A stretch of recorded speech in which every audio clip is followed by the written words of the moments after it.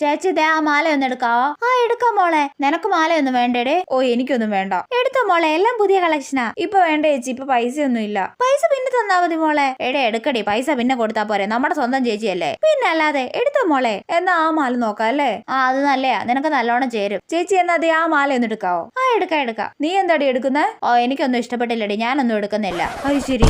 കോളേജിന്റെ മുന്നിൽ ഇങ്ങനെ ഒരു കടയുള്ളത് എത്ര നല്ലതല്ലേടി. നീ നിർബന്ധിച്ചില്ല ഞാൻ ആ മാല എടുത്തേ. ഇതെങ്ങാനും എന്റെ വീട്ടിൽ കണ്ട അമ്മ എന്നെ അപ്പ ശരിയാക്കും. ഷടാ.